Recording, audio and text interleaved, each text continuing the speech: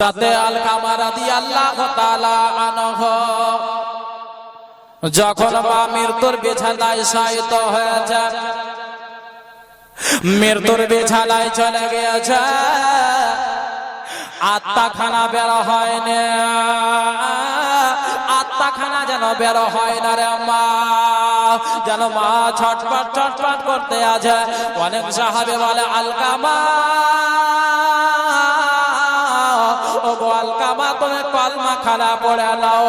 আলকামার চাকর যেন কানের পাশে দাঁড়িয়ে দাঁড়িয়ে ওই যেন সমস্ত সাহাবী যেন রে মা কলমা খানা যেন পড়ে। আলকামার যেন মুখে কলমা খানা উচ্চারণ হয় না। যে সাহাবীরা মা আমার নবীর পিছনে নামাজ আদায় করেছে, আমার নবীকে সব সময় দেখতো রে মা, আমার নবীর সঙ্গে যুদ্ধের ময়দানে গিয়েছে, ওই সাহাবী যেন মৃত্যুর বিছানায় শায়িত হয়েছে, কলমা খানা যেন মুখ থেকে বের হয় না। আমার নবীকে যেন খবর দেওয়া হলো, হুজুর গো আপনার সাহাবে, আপনার নিকটবর্তী সাহাবে হযরতে আলকামা রাদিয়াল্লাহু তাআলা আনহু মৃত্যুর বিছানায় শায়িত হয়ে গিয়েছে। ইয়া রাসূলুল্লাহ, ইয়া হাবিবাল্লাহ, নবী গো তাড়াতাড়ি করে চলুন হুজুর। আলকামার যেন আত্মাখানা বের হয় না, আলকামার কানে কলমা পড়ি, আলকামা কলমা খানা যেন উচ্চারণ করতে পারে না। আমার নবী মুস্তাফা সাল্লাল্লাহু তাআলা আলাইহি ওয়াসাল্লাম যেন মা সঙ্গে সঙ্গে শোনার পরে যেন বেরিয়ে পড়লেন। আমার নবী মুস্তাফা নিজের সাহাবে হযরতে আলকামা রাদিয়াল্লাহু তাআলা আনহুর বাড়িতে গিয়ে দেখছেন মা আলকামা যেন মৃত্যুর বিছানায় শায়িত রয়েছে। আলকামার কানে কলমা পড়ে কিন্তু কলমা খানা যেন উচ্চারণ করতে পারে না। ইয়া রাসূলুল্লাহ, ইয়া নবী আল্লাহ, নবী গো ইয়া রাসূলুল্লাহ, আলকামা যেন কলমা খানা উচ্চারণ করতে পারে না। হুজুর কি করা যায়?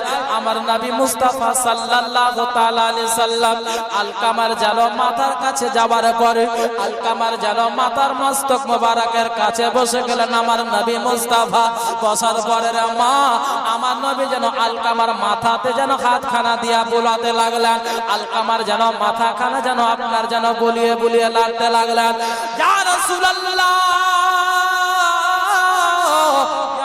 আল্লাহ নবী গো আলকামা যেন মুখ দিয়ে কলমা খানা উচ্চারণ করতে পারে না। আমার নবী বলে আলকামা, আলকামা পড়ো লা ইলাহা ইল্লাল্লাহ মুহাম্মাদুর রাসূলুল্লাহ, কিন্তু রে মা আলকামা যেন কলমা খানা উচ্চারণ করতে পারে না। আমার নবী মুস্তাফা সাল্লাল্লাহু আলাইহি সাল্লাম বুঝে গেলেন যে তার কলমা কেন উচ্চারণ হয় না আর তার আত্মা কেন বের হয় না। এই আমার যুবক ভাই কথা কম বলো, বেরাদার বন্ধুগণ, আমার বাবাজি ও ভাইরা, মা বোনেরা গো, আমার নবী মুস্তাফা সাল্লাল্লাহু তাআলা আলাইহি ওয়াসাল্লাম তার অর্ধাঙ্গিনীকে ডাকলেন, তার স্ত্রীকে ডাকলেন। আমার নবী মুস্তাফা সাল্লাল্লাহু তাআলা আলাইহি ওয়াসাল্লাম যেন তার স্ত্রীকে ডাকলেন, তার স্ত্রীর সামনে আসলো, তার স্ত্রীকে বলতে লাগলো, বলো গো তোমার স্বামীর এমন কোন ভুল করেছে, এমন কোন বেয়াদবি করেছে, তোমার স্বামীর একটু কর্মগুলো আমাকে খুলে খুলে বলো, তোমার স্বামীর কর্মগুলো তুমি আমায় বলো। তার স্ত্রী বলে ইয়া রাসূলুল্লাহ, ইয়া হাবিবাল্লাহ, নবী গো আমার স্বামী আমার মাথার তাজ যখন আপনি নামাজ পড়াতেন, আপনার পিছনে নামাজ আদায় করেছে, যখন রাদিয়াল্লাহু তাআলা আনহু যখন আযান দিয়েছে ইয়া রাসূলুল্লাহ, তখন আমার স্বামীর সঙ্গে সঙ্গে কাজকর্ম ছেড়ে আপনার পিছনে নামাজ আদায় করার জন্য চলে গিয়েছে। ইয়া রাসূলুল্লাহ, নবী গো হুজুর আমার স্বামী সব সময় আপনার সঙ্গে থাকতো, হুজুর আমার স্বামী রোজা রাখতো, আমার স্বামী ফকির মিসকিনদেরকে খাবার দিত, আমার স্বামী যেন অসহায়দের পাশে দাঁড়াতো। কিন্তু হুজুর গো একটা কারণ রয়েছে। বলে কি কারণ?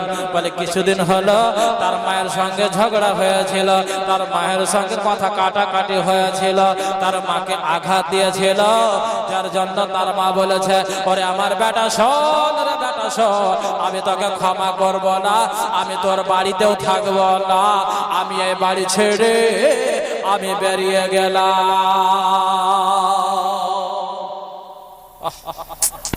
আমার নবী বুঝে গেলেন যে মা বাড়ি থেকে বেরিয়ে গিয়েছে, মাকে কষ্ট দিয়েছে। শোনেন, নবীর সাহাবী মাকে কষ্ট দিয়েছে,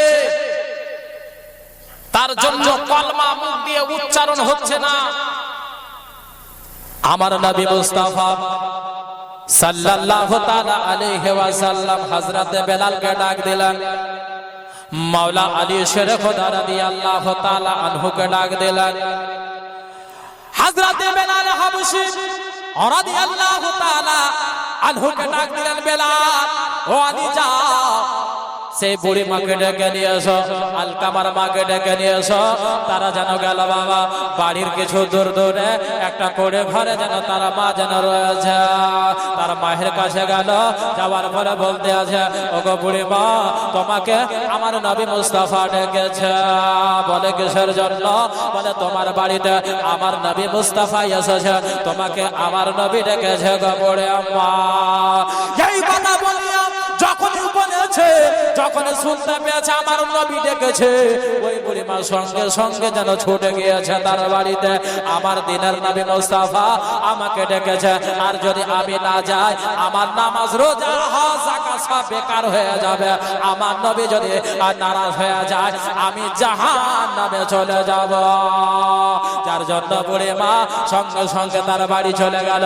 যাওয়ার পরে দেখতে আছে তার বেটা যেন বিছানায় শুয়ে রয়েছে, আমার নবী যেন তার বেটার মাথার পাশে যেন আপনার দাঁড়ে বসে আছে। আমার নবী মুস্তাফা সাল্লাল্লাহু তাআলা আলাইহি ওয়াসাল্লাম তার মাকে জিজ্ঞাসা করতে লাগলো, ওগো বুড়ি মা, বলো গো মা, বলো তোমাকে তোমার ছেলে কোন আঘাত দিয়েছে, তোমাকে তোমার ছেলে কোন যন্ত্রণা দিয়েছে, যার জন্য তুমি বাড়ি থেকে বেরিয়ে গিয়েছো গো মা। বলে ইয়া রাসূলুল্লাহ, কষ্টের কথা আমি আপনাকে কি বলবো, আমার এই বেটাকে আমি 10 মাস 10 দিন গর্ভে ধারণ করেছি হুজুর। কত কষ্ট যন্ত্রণা জ্বালা সহ্য করে আমার ছেলেকে দুনিয়ার আলো দেখিয়েছি। আমি মা, যখন আমার বেটা প্রসব হওয়ার সময় এত যন্ত্রণা কষ্ট আমি সহ্য করে তাকে দুনিয়াতে এনেছি, আজকে ওই বেটা আমাকে আঘাত দিয়েছে, আজকে ওই বেটা আমাকে বড় কথা বলেছে, আমার মনে আঘাত দিয়েছে। ইয়া রাসূলুল্লাহ, হুজুর এই বেটাকে মরে যাব, কিন্তু এই বেটাকে আমি ক্ষমা করব না। আহারে আম্মা, আমার নবী মুস্তাফা সাল্লাল্লাহু তাআলা আলাইহি ওয়াসাল্লাম বলে, মা গো, তোমার বেটাকে তুমি ক্ষমা করে দাও গো মা, তোমার বেটাকে তুমি ক্ষমা করে দাও। বলে ইয়া রাসূলুল্লাহ, ইয়া নবী আল্লাহ, নবী গো, আপনি এটা বাদে যা বলবেন ইয়া রাসূলুল্লাহ আমি আপনার কথা মাথা পেতে নেব। হুজুর গো, যদি আপনি বলেন জান দিতে আমি আপনার মহব্বতে জানখানা কুরবান করে দেব, কিন্তু হুজুর গো, আমার এই বেটাকে আমি ক্ষমা করতে পারবো না। আমি তাকে মানুষ করেছি ইয়া রাসূলুল্লাহ, আর সে আমাকে আঘাত দিয়েছে, আমাকে যন্ত্রণা দিয়েছে গো। হুজুর গো, আমি তাকে ক্ষমা করতে পারবো না। আমার নবী বলে, মা, তোমার বেটাকে তুমি ক্ষমা করবে না? বলে না, কখনোই করব না। হুজুর, আপনি যেটা বলবেন এটা বাদে আপনি যা বলবেন ইয়া রাসূলুল্লাহ আমি আপনার সেটাই কথা শুনব। কিন্তু হুজুর গো, আপনার কাছে হাত জোড় করে বলে আমার বেটাকে ক্ষমা করতে বলবেন না। বলে বাবা, তুমি শোনো, তোমার বেটাকে যদি তুমি ক্ষমা না করো, তোমার বেটাকে যদি তুমি মাফ না করো, তাহলে তোমার বেটার আত্মাখানা কষ্ট হয়ে বের হবে, তোমার বেটাকে আল্লাহ তাআলা জাহান্নামে দিয়ে দেবে। ওরে মা, তুমি কি চাইছো আমার বেটা জাহান্নামের উত্তপ্ত আগুনে পড়ুক? তুমি কি চাইছো আমার বেটা জাহান্নামে চলে যাক? বলে আমার বেটা জাহান্নামে পড়ুক, চাহে যেখানে পড়ুক না কেন, আমি তাকে কখনো ক্ষমা করতে পারবো না। আমার নবী মুস্তাফা সাল্লাল্লাহু তাআলা আলাইহি ওয়াসাল্লাম বলেন, মা তুমি ক্ষমা করবে না গো? বলে না, ক্ষমা করব না। বন্ধুগণ আমার, বাবাজি ও ভাইরা, আমার নবী মুস্তাফা সাল্লাল্লাহু তাআলা আলাইহি ওয়াসাল্লাম বলে, আমার সাহাবারা তোমরা শোনো গো, যাও তোমরা কিছু খড়ি নিয়ে এসো, শুকনো খড়ি নিয়ে এসো। শুকনো খড়ি নিয়ে আসা হলো, বলে শুকনো খড়ি খানা রেখে দাও, তার বেটাকে জাহান্নামের আগুনে পোড়ার পূর্বে তার বেটাকে দুনিয়ার আগুনে পুড়িয়ে দেব। কেননা জাহান্নামের আগুন এত ভয়ঙ্কর, দুনিয়ার আগুন তার কাছে পাত্তা পাবে না। তার বেটাকে দুনিয়ার আগুনে আমি পোড়াবো, তার চোখের সামনে আমি তার ছেলেকে পোড়াবো। এই কথা যখন বলেছে, মায়ের দিল তো আপনার এতটা নরম হয় রে মা, মায়ের দিলের মতো কোনো কিছু আর নরম নাই। মায়ের দিল এত বড়, মায়ের দিলের কাছে সমুদ্র ছোট হয়ে যাবে। তার মা বলতে লাগলো, ইয়া রাসূলুল্লাহ, ইয়া নবী আল্লাহ, নবী গো,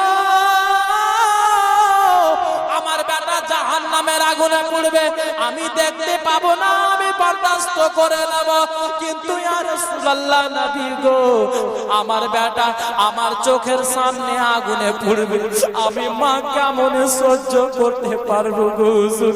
আমার বেটা আমার চোখের সামনে আগুনে পড়বে, ইয়া রাসূলুল্লাহ, আমি সহ্য করতে পারবো না হুজুর গো। আমার বেটা আমাকে আঘাত দিয়েছে, আমার বেটা আমাকে যন্ত্রণা দিয়েছে, এই আলকামা আমাকে দুঃখ দিয়েছে, ইয়া রাসূলুল্লাহ, হুজুর গো, আমার বেটার দুঃখ সব ভুলে গেলাম, আমার বেটাকে আমি ক্ষমা করে দিলাম। ক্ষমা করে দিল, এটারই নাম হচ্ছে মা। যতই দুঃখ দেন, কষ্ট দেন, আঘাত দেন, আর যদি মায়ের কাছে গিয়ে একবার যদি বলেন, মা আমি ভুল করেছি, মা তুমি আমাকে ক্ষমা করে দাও, দেখবে মা সঙ্গে সঙ্গে ছেলেকে ক্ষমা করবে। জোরে বলুন সুবহানাল্লাহ। বেরাদার ইসলাম, যার জন্য আমার নবী মুস্তাফা সাল্লাল্লাহু তাআলা আলাইহি সাল্লাম বলেছে, এই দুনিয়া ওয়ালারা তোমরা শোনো, নিজের মা বাবার সেবা করো, মা বাবাকে রাজি রাখো, তারপরে তুমি যে পারবা সে করো, যেখানে যাও তুমি সেখানে ঘুরো, হজ করো, যাকাত দাও, নামাজ পড়ো, রোজা রাখো, তবে আল্লাহ তাআলা তোমার নামাজ, রোজা, হজ, যাকাত কবুল করবে। আর যদি তোমার মা যদি তোমাকে ক্ষমা না করে, তাহলে তোমার হজ বেকার, নামাজ বেকার, রোজা বেকার, সমস্ত ইবাদত সব বেকার হয়ে যাবে। যদি মা নারাজ থাকে, দরুদ শরীফ পাঠ করে আল্লাহুম্মা সাল্লি